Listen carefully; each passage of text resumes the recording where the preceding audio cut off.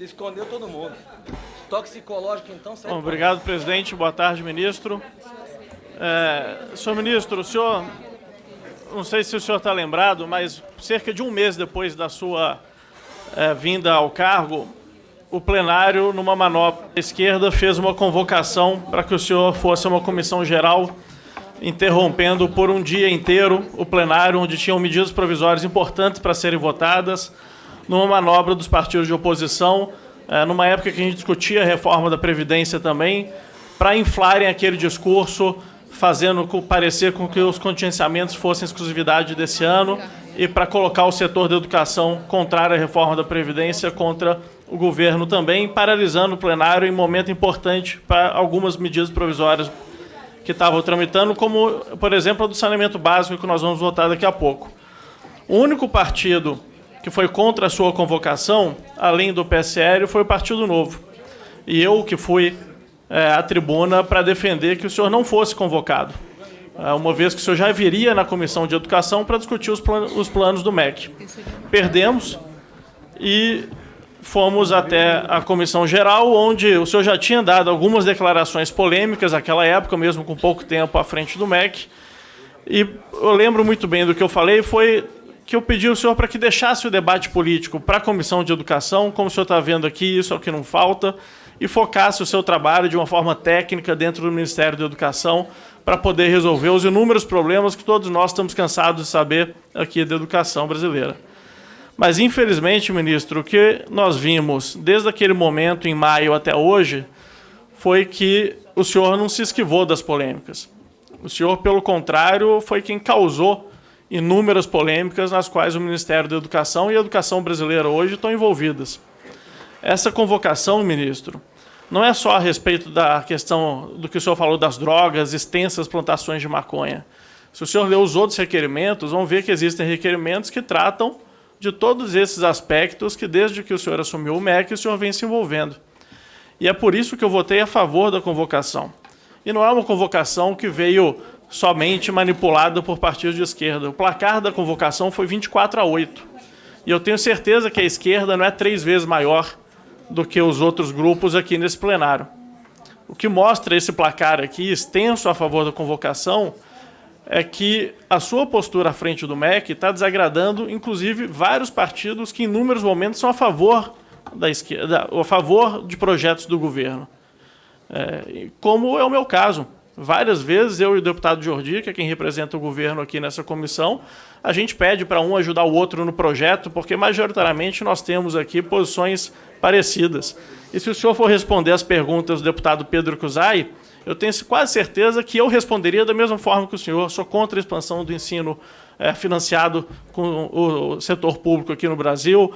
Sou a favor e defendi inúmeras vezes a reestruturação do ensino superior no Brasil. Fui, inclusive, ao lado de secretários e subsecretários da sua pasta, um dos poucos que falou a favor do Programa Futuro e do interesse de discutir isso aqui. Já escrevi artigo a favor disso, já fui na televisão para isso, mas em nada justifica, ministro, a sua predileção por polêmicas à frente do Ministério da Educação, que atrapalham, inclusive, as suas próprias pautas. E eu lamento muito que o senhor tenha que ter ouvido aqui ataques de deputados que estão costumeiramente atacando todos a sua família. Eu lamento disso, eu lamento pela sua falecida mãe.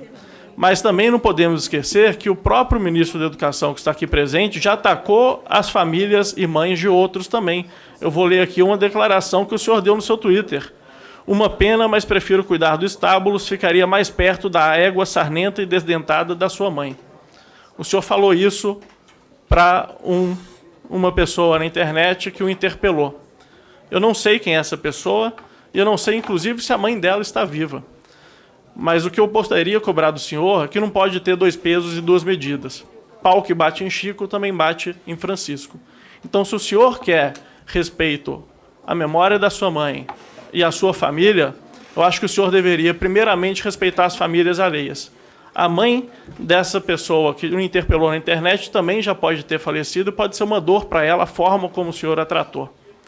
E é por isso, ministro, que eu acho que o senhor envergonha a educação brasileira com as suas posturas, com as suas frequentes polêmicas, e o senhor está em desserviço àquelas famílias brasileiras que o senhor diz defender.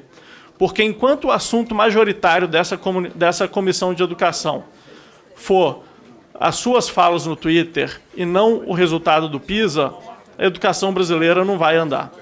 E eu tenho certeza que, pelo que o senhor reforçou aqui inúmeras vezes, o senhor quer ver a educação brasileira ser muito melhor do que ela é hoje. E é para isso que eu trabalho aqui todos os dias nessa Câmara, e é por isso que eu sou favorável, como eu mencionei, a inúmeros dos projetos propostos, inclusive pela sua própria pasta. Parabenizo, na semana passada, a portaria do MEC em relação às escolas de tempo integral. Essa, sim, uma política transformacional para melhorar o ensino médio brasileiro. Mas, por outro lado, eu tenho a liberdade de criticar que um dos grandes programas que teve até agora para o ensino básico foi a implantação das escolas cívico-militares, que, por mais que eu ache um modelo bacana para ser testado, não pode ser a solução brasileira para 150 mil escolas públicas, um investimento em apenas 54 delas. Então, senhor ministro, eu não sei, sendo bem sincero, eu não sei se o senhor vai mudar a sua postura. Me parece que esse é o seu modus operandi, né, de reclamar quando atacam, mas de atacar os outros, de reclamar quando fazem teorias da conspiração em relação a relacionamentos seus ou do ministro Onix, eu nem entendi o que foi falado aqui, mas faz também teorias da conspiração em relação a deputados e em relação a outras pessoas. E no posto mais importante da educação brasileira, que é o posto de ministro da Educação. Então, se eu acho que vai ser inócuo pedir uma mudança de postura sua, que pelo menos o senhor reflita se, pelo bem da educação brasileira, faz sentido o senhor permanecer à frente desse cargo. Porque, como eu mencionei no início aqui da minha exposição, o senhor não perdeu o apoio, que talvez o senhor nunca tenha tido, só da esquerda. O senhor perdeu o apoio de inúmeros parlamentares que defendem as políticas do Ministério da Educação. E, como eu, que já foram lá muitas vezes, muito bem recebido por seus secretários, Jânio, Arnaldo, tenho diálogo frequente com eles, com Mendonça, para construir projetos de lei de interesse do país, mas as suas posturas e as suas falas, infelizmente, são indefensáveis. E se isso daqui se transformou num circo, como o senhor viu hoje, o senhor é um dos atores que transformam isso nesse circo, porque o senhor também inflama, provoca e não consegue dialogar com quem pensa diferente do senhor. E eu tenho orgulho aqui de dialogar desde os deputados Felipe Barros e Carlos Jordi até deputados de partidos que eu frequentemente condeno a corrupção que eles fizeram aqui nesse país. E eu acho que o ministro de Estado tem que ter essa postura de também saber dialogar com todos, e independente de quem tem opinião diferente das suas, de ouvir essas pessoas de uma forma muito diferente do que o senhor ouve, por mais que reforce que ouça os outros, não parece, pelo que a gente viu aqui hoje, que essa seja a sua postura predominante, ou pelo que a gente vê nas suas redes sociais, a postura que o senhor adota. 15 segundos. Para concluir. Para concluir. Então fica aqui, senhor ministro, o meu pedido dessa reflexão. Se pelo bem da educação brasileira faz sentido o Ministério da Educação continuar sendo comandado por alguém que não parece ser muito devoto do diálogo. Para finalizar esse bloco, deputada Soraya.